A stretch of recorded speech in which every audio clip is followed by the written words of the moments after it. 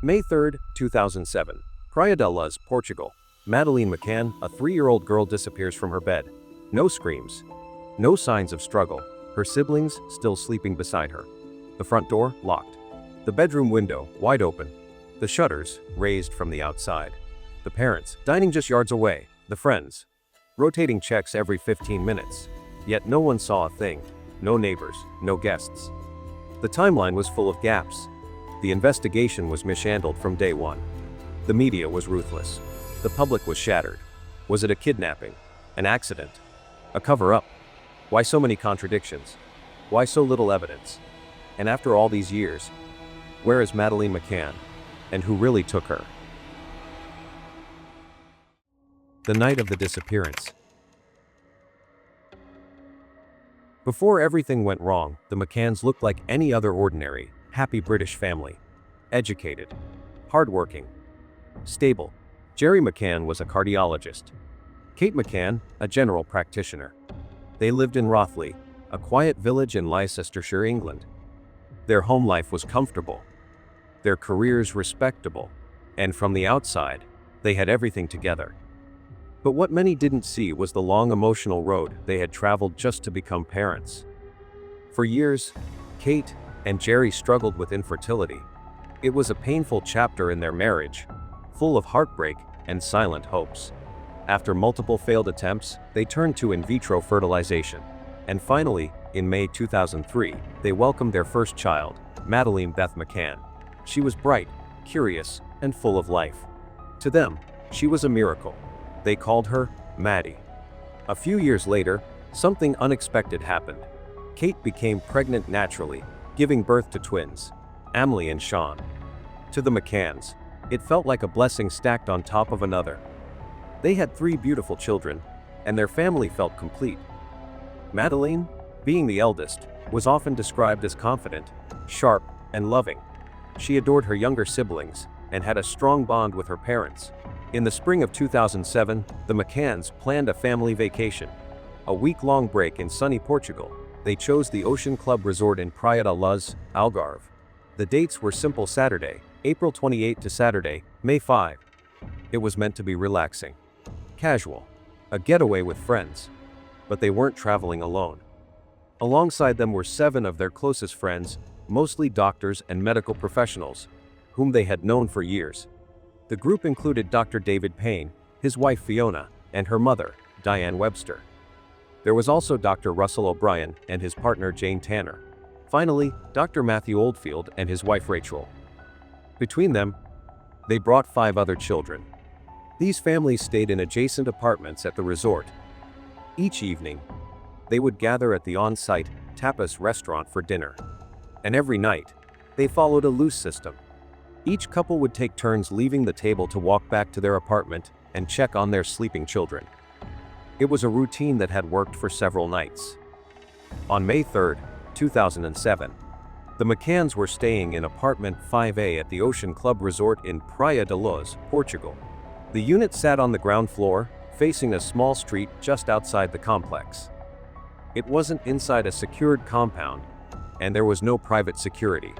The apartment was part of a privately owned block, meaning anyone could walk by the windows or the sliding doors. About 50 to 55 yards away was the tapas restaurant, where the McCanns and their friends ate together each night. It was close, but crucially, it had no direct line of sight to the apartment. At around 8:30 p.m., Kate and Gerry McCann sat down for dinner with 7 of their close friends. Each couple had left their children sleeping in their respective apartments and agreed to take turns walking back to check on them every 15 to 30 minutes. They had no walkie-talkies, no baby monitors, just trust, routine, and the belief that they'd hear something if anything went wrong. At approximately 8:45 p.m., Gerry McCann left the table to do the first check on his children. He used his key to enter through the front door of apartment 5A. Inside the bedroom, he found Madeleine sleeping peacefully in her bed by the window. Her younger twin siblings, Sean and Emily, were asleep in their cots. Everything looked fine. He lingered for a moment, then locked the door behind him and returned to dinner. Around 9:00 p.m., Jane Tanner, one of the members of the group, got up to check on her own daughter in the apartment next door. On her way back, she noticed a man walking across the road, carrying a small child. The child was barefoot, wearing pale-colored pajamas. She thought nothing of it at the time. By 9:30 p.m., it was Matthew Oldfield's turn to check on the children. He offered to check both his apartment and the McCanns. When he reached apartment 5A, he opened the door and stood at the threshold of the children's bedroom. He didn't go in. He didn't see each child directly. But he heard what sounded like steady breathing. The room seemed quiet, undisturbed. He assumed everything was okay and returned to the restaurant. At exactly 10 p.m., Kate McCann got up to do her round. She entered the apartment through the front door and immediately sensed something was wrong. The children's bedroom door was ajar, more open than it had been earlier. The window was wide open. The curtain was flapping in the breeze, and Madeleine's bed was empty. The twins were still asleep. Madeleine was gone. Kate turned and ran barefoot back to the restaurant. She burst into the group's dinner table, yelling, "They've taken her!" Panic set in almost immediately. By 10:10 p.m., the entire group had raced back to apartment 5A. The rooms were searched frantically. Closets under beds, behind doors. Nothing. Several people ran out into the streets, shouting Madeleine's name. They split into directions, toward the pool, toward the beach, toward the back alleys behind the complex. But no one had seen a thing. At around 10:30 p.m., staff at the Ocean Club joined the search. Guests at the resort grabbed flashlights and joined the effort. Despite the chaos, no one had yet called the police. It wasn't until roughly 10:40 p.m. that the resort reception finally phoned the local GNR police. That night, there was no broken glass, no screams, no sign of a struggle, just an open window, 2 untouched toddlers, and 1 missing child. The Botched Investigation. When the police arrived at the Ocean Club, it wasn't a specialized crime unit. It was officers from the GNR, Portugal's National Guard, whose main role was general patrol and traffic control. They reached the scene somewhere between 10:50 and 11:10 p.m. By then, the apartment had already been contaminated. In the hours following Kate McCann's discovery that her daughter was missing, dozens of people, friends, staff, guests, walked freely through the crime scene. Footprints, fingerprints, fibers, all potentially critical evidence, compromised. Worst of all, investigators failed to take proper photographs of the scene right away. That mistake alone destroyed the forensic timeline. The first police officers to respond were from the GNR, the local patrol division. They were not trained for major crimes or abductions. Even worse, they didn't arrive until nearly 40 minutes after the alarm had been raised. It wasn't until the following morning that Portugal's crime investigation unit took control.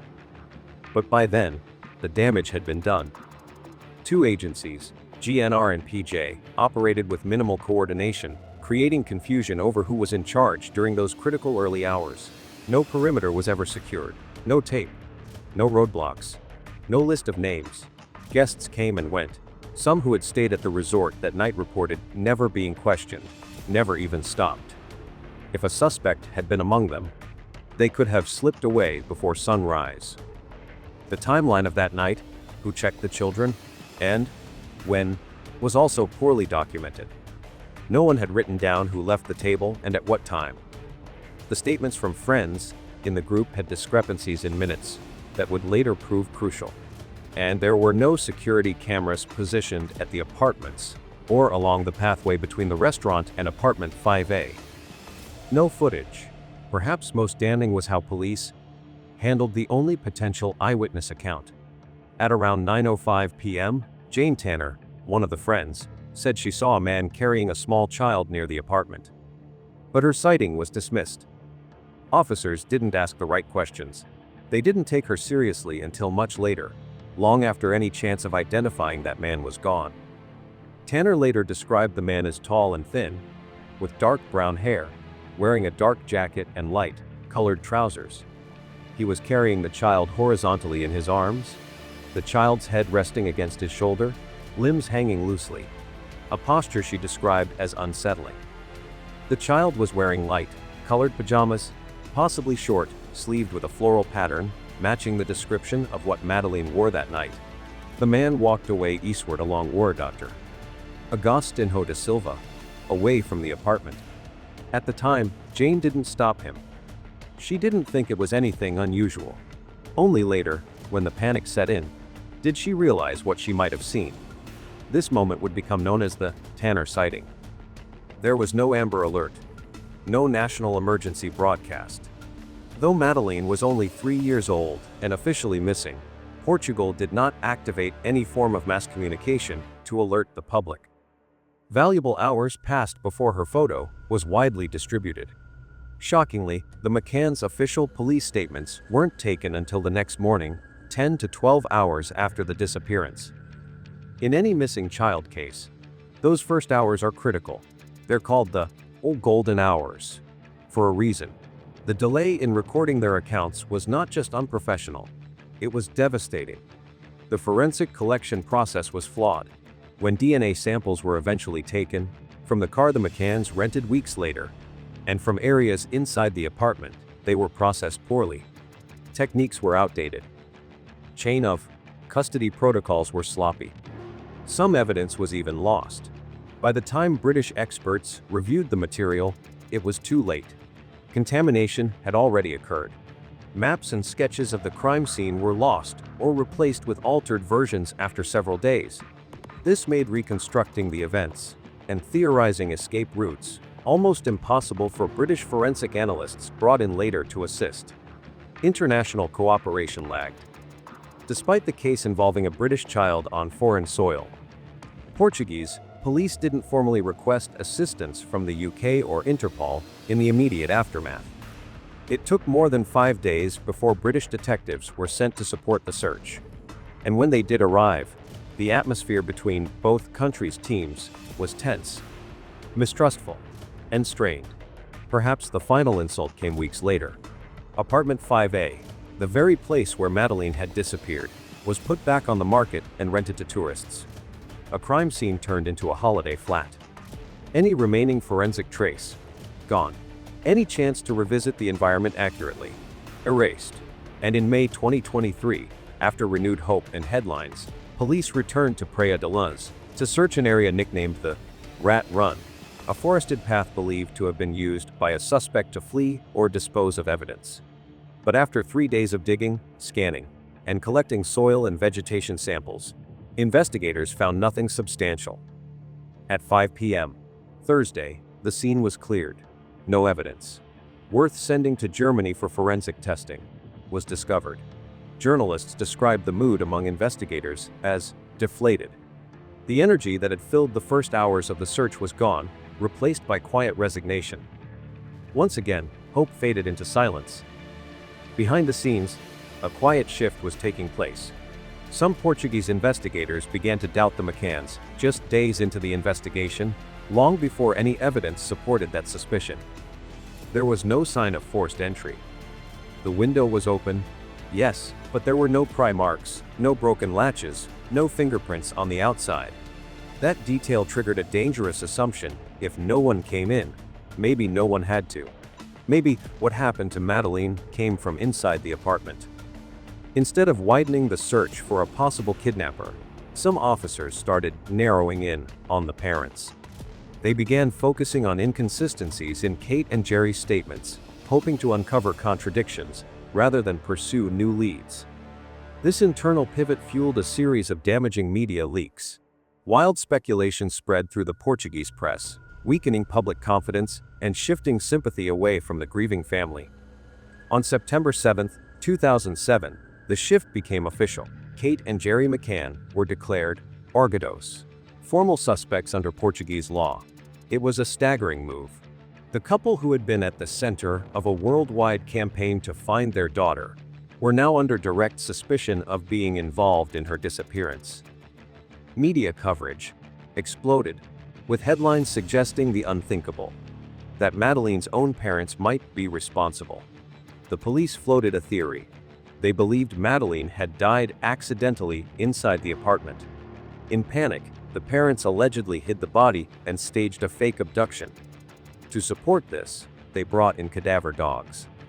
The dogs alerted to the scent of human remains in two places behind the living room sofa and in the McCann's rental car, which had been obtained several weeks after Madeleine's disappearance.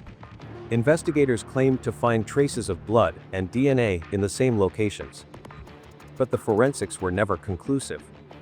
The DNA samples were degraded or mixed, and British labs later stated the results could not definitively identify Madeleine. Still, suspicion deepened. Another red flag, in the eyes of investigators, was the rental car itself. The McCanns rented it more than 20 days after Madeleine vanished, yet dogs allegedly detected the smell of death in its trunk. Gerry explained that the car had been used to transport garbage bags, old clothing, even raw meat. That, he said, could account for the scent. But for the public, and many in the media, it was a puzzle that didn't sit right. Kate later revealed that police had asked her to sign a confession. They wanted her to admit she had accidentally killed her daughter and covered it up. She refused. No formal charges were ever filed against either parent, and eventually, their arguido status was lifted. But by that point, the damage had been done. Once public heroes in a global search, the McCanns were now at the center of a storm of suspicion. Every look, every gesture, every word they spoke was now judged, dissected, and doubted. The question was no longer just, where is Madeleine? It had become, did her parents know more than they claimed? Under the microscope. At first, the McCanns were seen as victims, but it didn't take long for the tide to turn. As police began to doubt their innocence, so did the press, and what followed became one of the most intense media backlashes against any grieving family in modern history. The scrutiny started with Kate McCann's demeanor. She didn't cry on camera. She looked composed. To some, she looked too calm for a mother who had just lost her child. Portuguese and British tabloids ran headlines questioning her emotional state, painting her as cold and detached.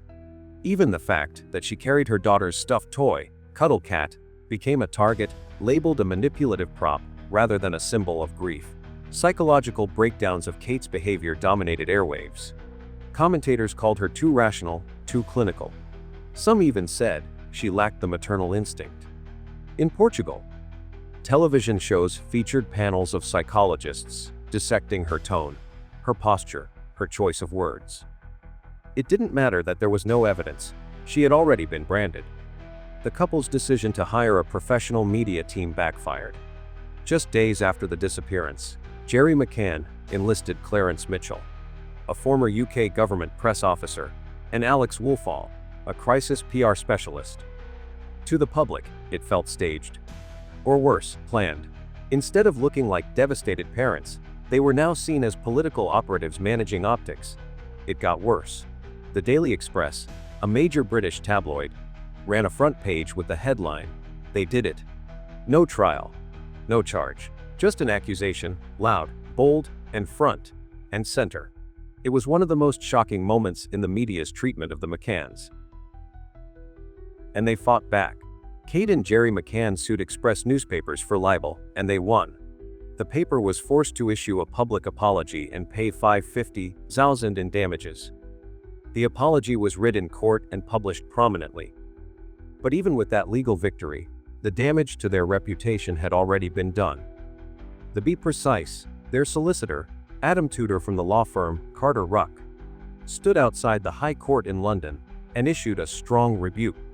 "I would hope newspapers would take a long, hard look at themselves, at the way they have reported this story." He didn't rule out further legal action either. Edward Smithson, legal coordinator and director of the Find Madeleine Fund, added, "All our legal options are constantly under review." It was a clear message to other publishers who had printed speculative or defamatory content. Inside Express newspapers, the fallout was real. The editors reportedly summoned to a board meeting with owner Richard Desmond. One insider described the situation bluntly. "The Express is pretty much a test case that has worked spectacularly well for the McCanns. Other national titles are expected to apologize and pay out." Media figures reacted strongly. PR veteran Max Clifford told that this was a shot across the bows for Fleet Street. Editors will have to be a lot more careful. It's not such hot news anymore, but the damage has been done. Someone has to answer for it. Clifford also criticized the lack of public accountability. The editor of the Daily Express should stand up and be counted. They have great power and influence, more than many politicians, yet the public doesn't even know who they are. Former Daily Mirror editor David Banks went further, saying, "It's a very bad day for the Express Group. The editors made bad mistakes, and they will be thinking about their futures." According to Banks, it wasn't just the journalists who failed, it was management. Still, a source inside Express newspapers told reporters it was unlikely Desmond would fire all 4 editors. "I don't think he would sack 4 editors because of the costs of the payouts." This entire episode became a case study in media overreach. A grieving family, once at the center of a tragic mystery, had become victims of trial by headline. And while they won in court, the public damage was far harder to undo. Back to the McCann, Kate and Gerry's personal journals, written during their time in Portugal, were seized by police and later leaked to the media. Private thoughts meant only for themselves were turned into headlines. One entry described Kate struggling to hold it together. The press ran with it, suggesting emotional instability and guilt. Even their faith became a headline. Kate, a devout Catholic, often prayed for Madeleine's return.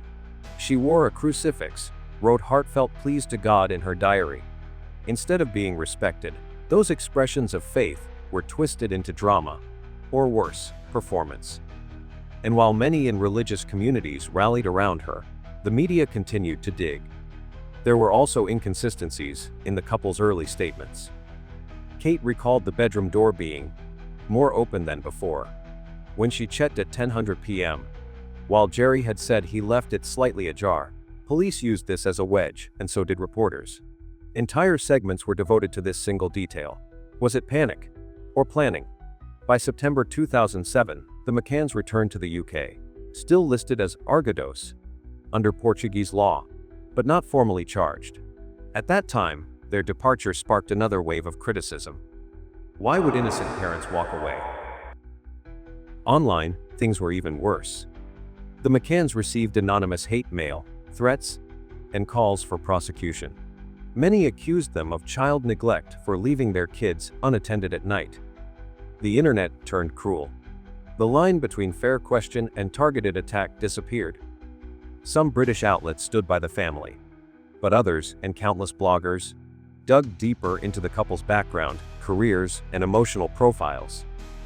The public didn't know what to believe. And that uncertainty, that split, only increased the pressure. Portuguese newspapers fueled the fire. Citing unnamed police sources, they published sensational stories about cadaver dogs, DNA in the car, and blood in the apartment, long before forensics were verified. These leaks damaged both the family's reputation and the investigation itself. In response, the McCanns filed multiple lawsuits. Some they won, others they lost.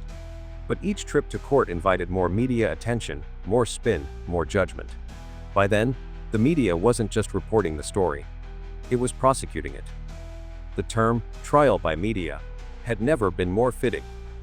As one journalist put it, they weren't in a courtroom, but they were on trial every single day. And through it all, Kate and Gerry, parents of a missing child. But to the world watching, they had become something else: suspects, symbols, scapegoats. The question of what happened to Madeleine had been swallowed by a different narrative, a battle for truth, power, and public opinion. From cleared suspects to renew hope. In July 2008, after nearly a year of public scrutiny and intense investigation, Kate and Gerry McCann were officially cleared of their status as Argados, formal suspects under Portuguese law. The decision came after the Portuguese public prosecutor concluded there was not enough evidence to support any criminal charge. For months, the media had speculated about their involvement, fueled by leaked reports, misinterpreted evidence, and a host of unproven theories. But when it came down to legal facts, nothing held up. The announcement was made on July 21, 2008. The Portuguese Attorney General issued a formal statement that there was no indication of any criminal action on the part of the McCanns. At the same time, the case was archived, suspended without an identified perpetrator. For Kate and Gerry, it was a relief, but far from vindication. The cloud of doubt lingered. Their daughter was still missing. Their names had dragged through headlines and tabloids for a year. And worst of all, there was still no answer to the only question that mattered: where was Madeleine? Despite the formal clearance, public opinion remained deeply divided. Many people in Portugal, and some in the UK, held on to their suspicions. The couple's every move had been dissected, their facial expressions analyzed, their reactions criticized. Their stoicism had been mistaken for apathy. Their attempts to manage the media had been painted as manipulative. But if the world had moved on, the McCanns had not. They continued to lead a private campaign to find their daughter. Through the Find Madeleine Fund, they worked tirelessly to keep the case alive. They appeared on TV, issued statements, and published appeals. But they knew they needed more than just publicity. They needed institutional support. In May 2011, that support came. Gerry McCann published an open letter to then Prime Minister David Cameron, requesting a new review of the case. The letter gained traction quickly. It was clear that the original investigation had been flawed, and the McCanns were not ready to let it go. Cameron responded. The British government authorized the Metropolitan Police to launch a formal review. The investigation was named Operation Grange. Operation Grange was established in May 2011 with the goal of re-examining the entire case from scratch. Initially, it was not a new investigation, but a comprehensive review of all existing materials, from Portuguese police files to private investigator reports and international leads. The operation began with over 40,000 documents to analyze. At its peak, Operation Grange involved more than 30 officers. The British government allocated an initial budget of $5 million. Over the years, this ballooned to more than $13 million, making it the most expensive missing person investigation in UK history. Investigators under Operation Grange restructured the timeline of events, checked inconsistencies in witness accounts, and followed up on theories previously discarded. They pursued multiple leads, including burglary, child trafficking, and resort staff involvement. Most of these theories were ultimately ruled out, but the team pushed forward. In 2020, a dramatic turn occurred. Operation Grange, now working closely with German authorities, identified a man named Christian Brückner as a suspect. Brueckner was a convicted sex offender with a history of assaulting children. He had lived in the Algarve at the time of Madeleine's disappearance and had multiple criminal charges, including sexual assault and child abuse. Phone records showed he had been near the resort in Praia da Luz on the night Madeleine vanished. He also had access to a van and was known to have broken into holiday homes. But even with that, Operation Grange did not file charges. They continued to treat Madeleine as a missing person. This discrepancy between German certainty and British caution reflected deeper differences. British police wanted airtight evidence. German police believed they had enough circumstantial proof. But without a body, and with most forensic evidence compromised or lost in the early days, a conviction remained elusive. Despite initial optimism, Operation Grange has slowed considerably. From a team of dozens, only a handful of detectives now remain. The operation is technically still open, labeled as active but limited. The team has admitted that their list of suspects has dwindled to just 1 or 2 leads. Forensic data has been largely exhausted. New witness accounts are rare. Technology has helped, but time has worked against them. Some evidence was never collected. Other data, like phone tower records, has become legally or technically inaccessible. Operation Grange has also faced political and diplomatic challenges. Portuguese authorities were never fully supportive. They believed the British police were trying to protect the McCanns and discredit their original investigation. At times, cooperation between the two countries bordered on hostile. the investigation's enormous cost became a flashpoint. Many citizens questioned the fairness of devoting so many resources to one case, while other missing children were virtually ignored. Critics pointed out that Madeleine's case had received attention largely because of her background. A white, British child from an educated, middle-class family. Her parents were doctors. They had media contacts and political connections. Supporters countered that no parent should be punished for fighting to find their child. The McCanns had not chosen this spotlight. They had used it, yes, but only because they had no other choice. There were also allegations of political interference. Documents released under Freedom of Information laws revealed that the British government had taken an active role in shaping the narrative.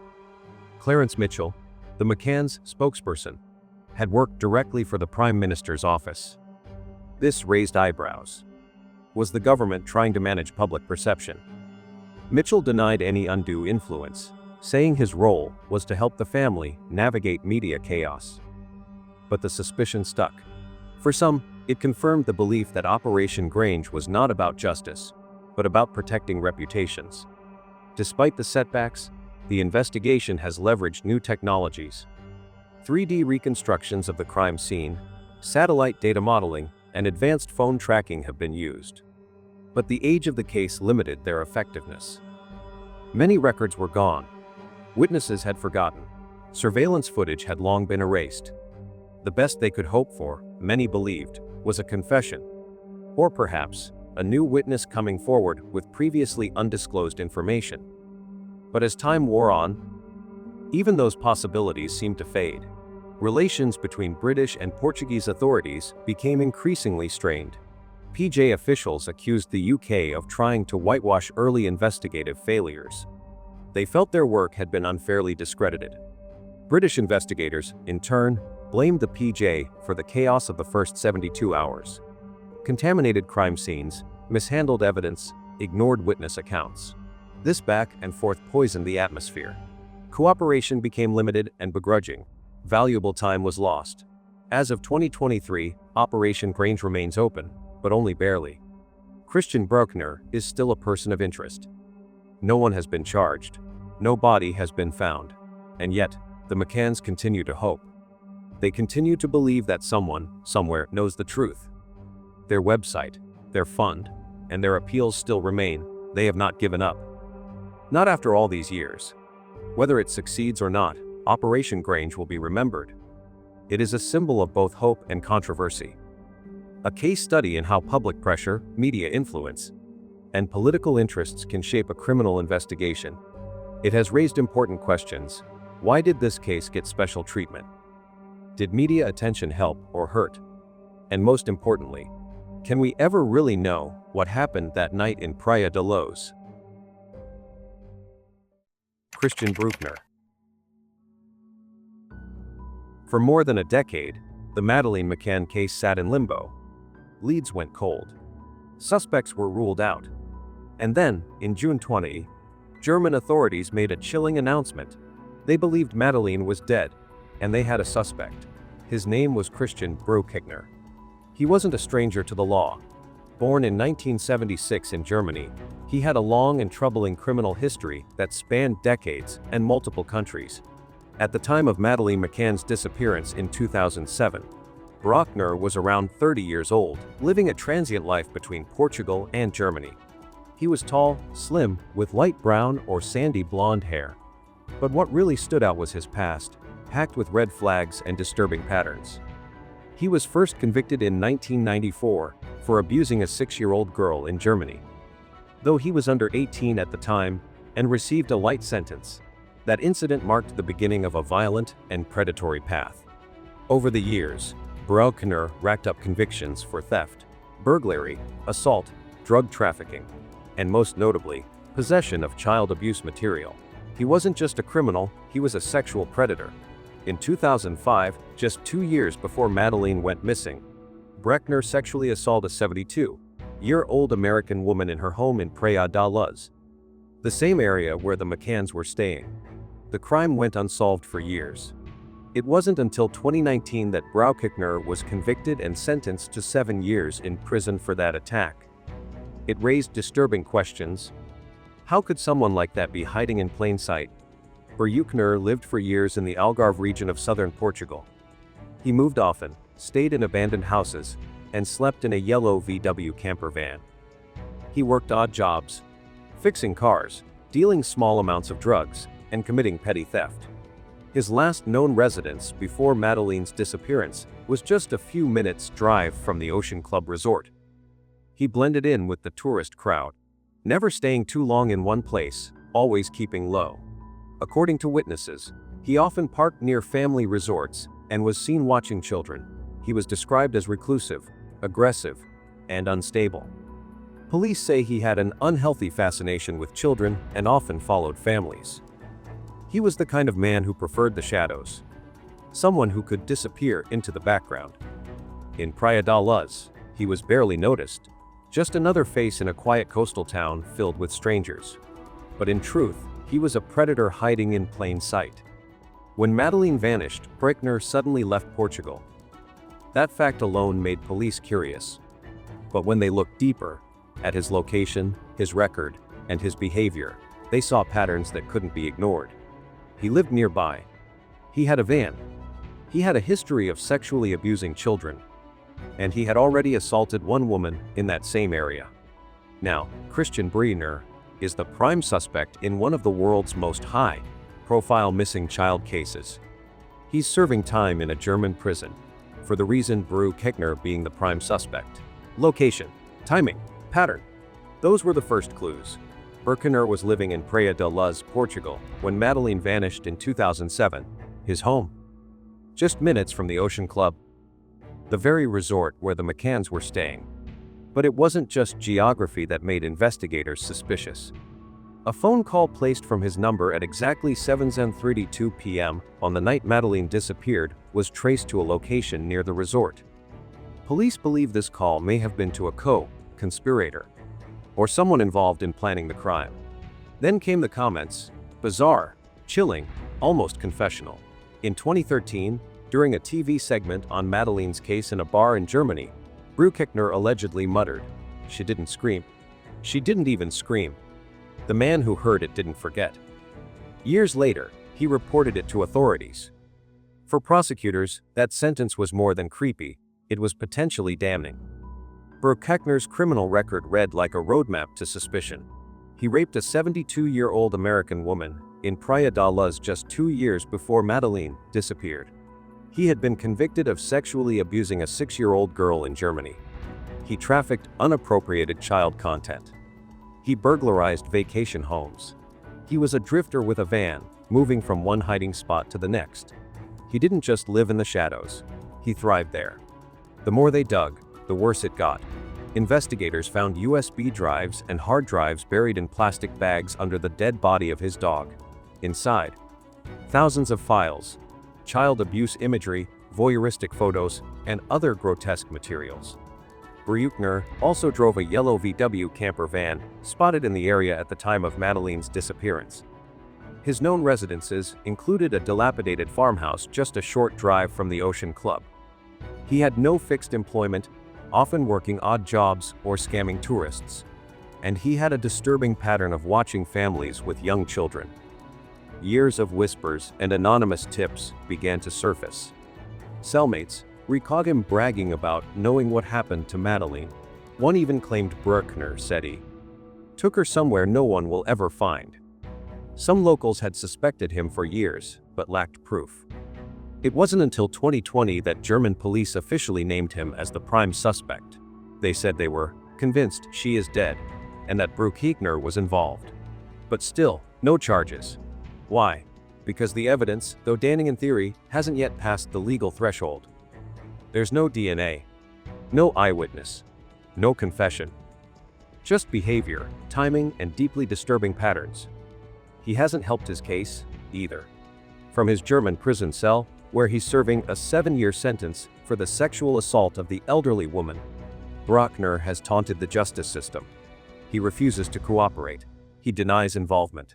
And in one particularly callous interview, he said, When I'm out, I'll enjoy a big steak. That wasn't just arrogance, it was cruelty, aimed directly at the family still searching for their daughter. What's worse is how his name remained hidden for years. For a long time, media reports only referred to Christian B. due to Germany's privacy laws protecting unconvicted suspects.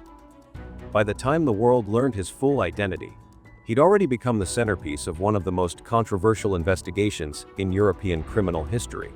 And then there's the mystery phone call. The person on the other end of that 7:32 p.m. call? Still unknown. The number is untraceable. No name has ever been released. Was it an accomplice? A tip-off? A final chance to back out? Police won't say. But they believe that single call may hold the key to unraveling the truth. Despite all this, Brueckner has never been charged in connection with Madeleine McCann's disappearance. As of now, he remains in custody on unrelated crimes, but the shadow of this case follows him everywhere. German prosecutors claim they have solid evidence. But without a body, a confession, or conclusive forensic proof, they're stuck in a legal gray zone. June 3, 2020, at a joint press conference, Germany's Federal Criminal Police and the Public Prosecutor's Office in Braunschweig made a bold declaration. They believed Madeleine was no longer alive, and they believed Christian Brückner was responsible. Standing before a room full of press, Friedrich Kun, the spokesperson for Germany's federal police, didn't hedge. "We believe Madeleine is dead, and we believe this man is responsible." The shockwave was immediate. For years, the case had been frozen in speculation, ruled by uncertainty. Now a name, a face, a direction. Christian Brückner went from obscurity to global headline. The linchpin, investigators said, was a 30-minute phone call, placed at 7:32 p.m. on May 3, 2007. That time frame. It was just hours before Madeleine was discovered missing. That one piece of digital evidence cracked open a case that had been paralyzed for more than a decade. Authorities launched an international appeal, asking for anyone who might recognize the number he had received the call from. To this day, that caller has never been identified. The story continued to spiral with the discovery of USB drives buried beneath the corpse of Brueckner's dead dog. None of the images featured Madeleine, but the volume and method of concealment painted a disturbing picture. One of a man deeply entrenched in violent, deviant behavior. For German prosecutors, it solidified a belief this wasn't just another predator. This could be the man who took Madeleine.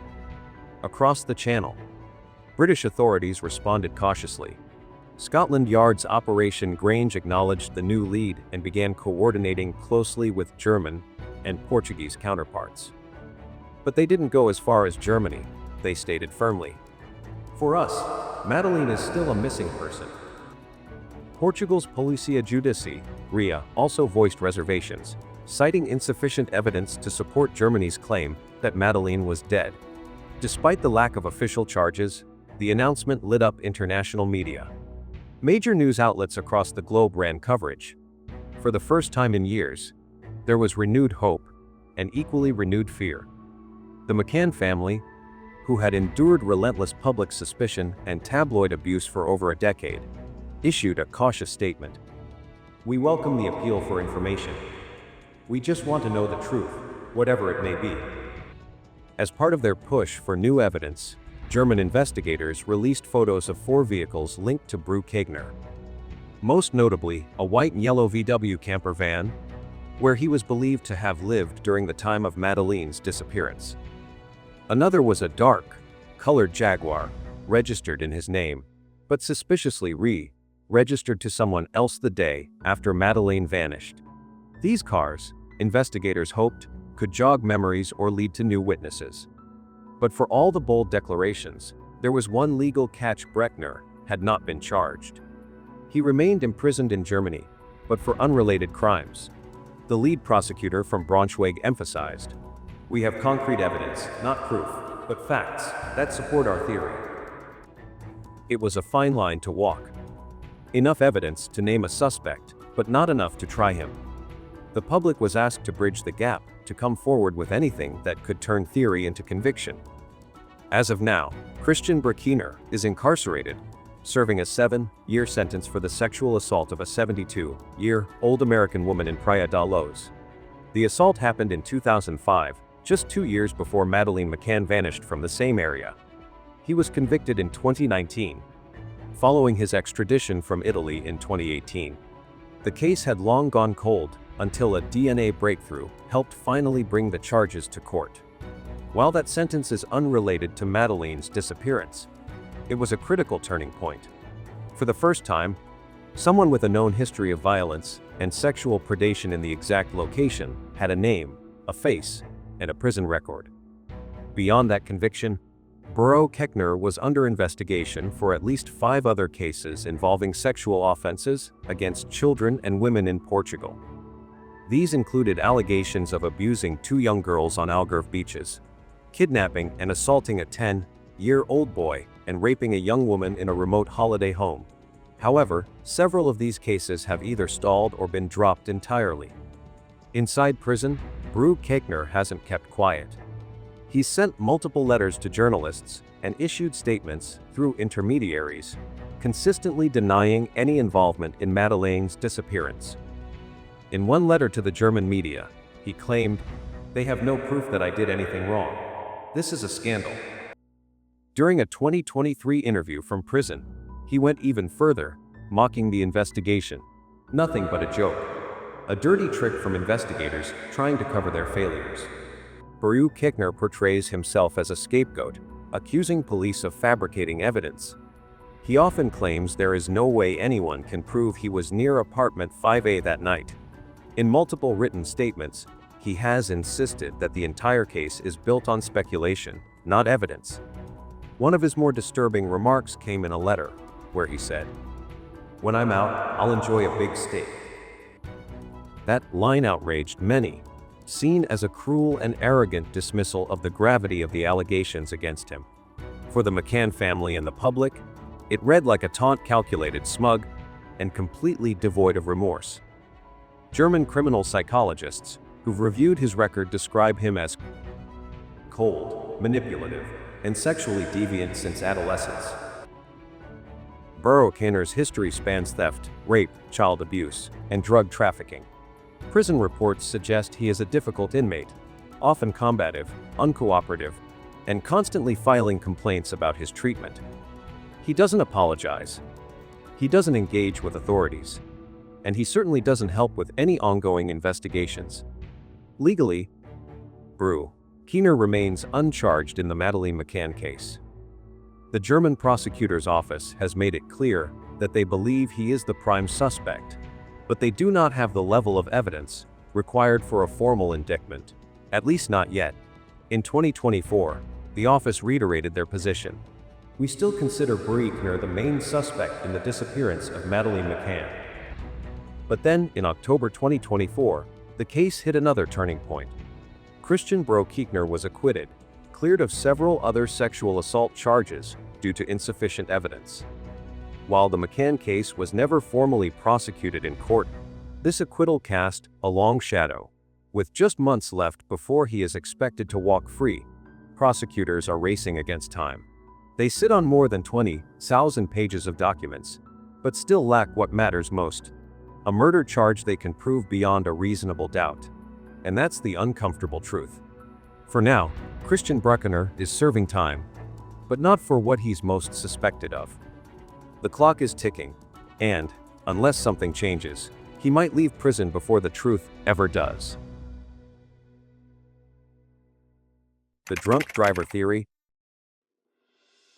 Among the many theories surrounding the disappearance of Madeleine McCann, except Christian Brückner, one of the most understated and least sensational, has always lingered just outside the mainstream narrative: the drunk driver theory. Unlike conspiracies involving organized abduction or international trafficking rings, this version of events proposes something tragically simple: that Madeleine may have died in an accidental hit and run just outside her apartment, and that someone, panicked, chose to hide the evidence. The foundation of the theory is modest but unsettling. Madeleine might have woken up alone. with her parents dining just yards away at the tapas bar. Disoriented and looking for them, she could have left the apartment, particularly since her bed was closest to the unlocked main door. Some reconstructions of the scene suggest she may have been able to open it herself. If she did, she might have wandered onto the nearby road. Then, a local driver, perhaps an employee of the Ocean Club, or a visiting tourist, was driving under the influence or simply inattentive. A moment of negligence, a car, a child, an accident, and in the aftermath fear. Not cold-blooded malice, just the terror of being caught, of losing everything. In that state, the driver might have made the desperate decision to hide the body. No planning, no scheme, just reaction. Former Portuguese investigators, including Gonçalo Amaral, never fully dismissed this possibility. Though Amaral leaned more toward the theory of a domestic accident followed by cover-up, he acknowledged that a random, non-premeditated event was entirely plausible. In private briefings, several ex-officers noted that no signs of forced entry existed at the apartment. The window appeared opened, but unbroken. Nothing was stolen. And Jane Tanner's infamous sighting of a man carrying a child may have been a red herring, someone unrelated, or a misinterpreted moment. The theory gained quiet traction after Scotland Yard publicly confirmed they found no forensic evidence of a break-in through the bedroom window. But the media barely picked it up. Why? Because a drunk driver has no name, no face, no drama. It's a narrative without a villain. Still, there are concrete reasons why the theory remains unprovable. Praia da Luz in 2007 had virtually no traffic cameras. There was no logging of license plates, no surveillance footage of vehicles entering or leaving the resort area, no tire tracks, no witnesses to a hit and run. And crucially, nobody ever found the one thing that could confirm an accident ever occurred. That absence of evidence cuts both ways. It neither confirms nor denies the possibility. It simply leaves a void. Some investigators have pointed to similar missing child cases where kids were initially thought to be abducted, but were later found dead due to preventable accidents. That context, coupled with the unlocked door and lack of evidence of a struggle, makes the theory, if not likely, then at least possible. Some see it as far more believable than a perfectly executed kidnapping by a stranger that leaves zero trace. And yet, this line of thought has never been fully pursued by authorities in the UK, Germany, or Portugal. It presents too many logistical dead ends. No car, no driver, no eyewitnesses. Even the idea that someone could hide a body and never be detected in such a populated resort town seems implausible. But not impossible. Legally, the theory holds little weight. With no physical proof, there is nothing to prosecute, nothing to chase, no names, no DNA, no one to interrogate. It's the ghost theory, always hovering, never caught. Public opinion, too, is divided. Some believe the explanation is too mundane to be true. Others think it's the only version that fits the known facts without requiring a mastermind or a cover-up stretching across countries. But ultimately, without a confession or a break in the case, it remains just that, a theory. In the years since, especially after the case against Christian Brückner stagnated, some have returned to this hypothesis. Not out of belief, but out of frustration. Because it fits the one pattern no one wants to admit, that sometimes the truth leaves no trail, and sometimes the most terrifying answers are also the most ordinary. This theory doesn't offer closure. It doesn't offer justice. It offers only a possibility, one that might never be confirmed. And that, for many, is the hardest truth to live with. The current status. 18 years have passed since Madeleine McCann vanished from her family's vacation apartment in Praia da Luz, Portugal. Nearly 2 decades later, the case remains one of the most widely followed and emotionally charged missing persons cases in modern history. And still, no one has been charged, no body has been found, and the mystery endures. In June 2025, Portuguese authorities, at the request of German investigators, launched a new search near the Barragem do Arade reservoir, not far from the original disappearance site. The area had been searched before in both 2008 and 2023, But this time, the operation focused on terrain surrounding the reservoir's edge. For 3 days, search teams used ground-penetrating radar, dogs, and forensic experts in hopes of finding traces linked to Madeleine's remains. But once again, the effort yielded no meaningful evidence. Despite the lack of new leads, the UK's Operation Grange investigation remains open. Established in 2011 and funded by the British Home Office, it continues to receive financial backing, with an additional 100 Salazan allocated earlier this year. Scotland Yard, while not directly involved in the June 2025 search, has offered logistical support and coordination with German and Portuguese counterparts. The McCann family remains at the center of this emotional storm. In May 2025, on the 18th anniversary of their daughter's disappearance, Kate and Gerry McCann released a statement reaffirming their commitment to discovering the truth. "We will never stop searching. We owe that to Madeleine, whatever the outcome." They continue to run a website, which serves as a platform for awareness, tips, and fundraising. Since its creation, the fund has reportedly spent over $11 million, supported by public donations and high-profile names such as David Beckham, J.K. Rowling, and Pope Benedict XVI. The case continues to draw immense global attention. At its peak, the McCann website received 55 million hits in just 10 days. Madeleine's face has appeared on the covers of major newspapers and magazines, from the New York Post to People magazine. But with visibility has come criticism. On platforms like X, formerly Twitter, some users have expressed frustration that so many resources have been directed toward a single case, while others, equally tragic, receive little or no attention. The term, selective justice, has surfaced more frequently as comparisons are drawn to less publicized missing persons cases. Still, the public's generosity hasn't waned. Over $2 million has been raised for the McCann Fund since 2007, and support continues from people who simply want closure for the family. However, significant challenges remain. Chief among them, a complete lack of forensic evidence. No confirmed DNA, no eyewitness testimony, no confirmed sightings. Compounding that is the long-standing criticism of the initial Portuguese investigation, which many believe mishandled the case from the very start. Key mistakes included failure to seal the crime scene, delayed interviews, and jurisdictional conflicts that continue to complicate the cross-border investigation. The passage of time has only deepened those complications. If Madeleine is alive, she would now be 22 years old. In response, authorities have released several age progression images showing what she might look like at different stages of life. These digital reconstructions have been circulated globally to spark recognition and renew leads. Despite the noise, some facts remain unchanged. No one has ever been formally charged in connection with Madeleine's disappearance. Christian Brückner, the German man named as a suspect in 2020, remains uncharged in the case, although German prosecutors continue to assert that he is their main suspect. Investigations into his background have uncovered troubling behavior and past convictions, but so far, no evidence has been strong enough to bring an indictment related to Madeleine.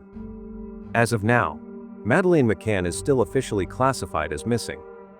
Not murdered. Not presumed dead. Just gone. And for her parents, and for many around the world, that designation carries with it a persistent hope that maybe, someday, someone will come forward with the one piece of information that can finally bring this case to an end. Until then, the question still echoes through newsrooms, courtrooms, and living rooms around the world. Where is Madeleine McCann?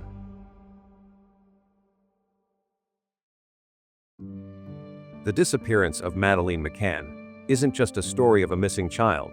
It's a mirror held up to the systems we're supposed to trust: law enforcement, media, public institutions, and, most painfully, our own instincts as a society. From day one, this case exposed the cracks in those systems.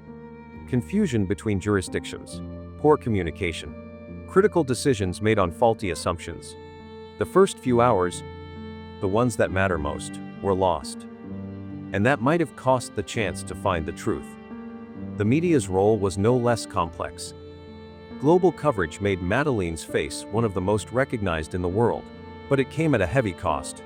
Her parents were vilified, turned into tabloid fodder, and targeted by rumor, innuendo, and outright lies. Headlines were written for outrage, not accuracy. The McCann's courtroom victory against libel showed how dangerously easy it is to turn public tragedy into entertainment, and how rarely those responsible are held to account. There's a deeper reckoning, too. Why did this case receive such unprecedented attention while others didn't? The funding, the diplomatic involvement, the nonstop media cycle. It's hard to ignore how factors like race, nationality, and socioeconomic status can shape whose stories are told and whose are forgotten. That imbalance should make us uncomfortable. It should make us demand better. And yet, through all of this, through the heartbreak, the accusations, the headlines, Kate and Gerry McCann never stopped. For nearly 2 decades, they've held on to the one thing no one could take from them: hope. Hope that the truth will surface. That answers still exist. Because no matter the theories, no matter the controversies, one priority must always remain above all else: finding Madeleine.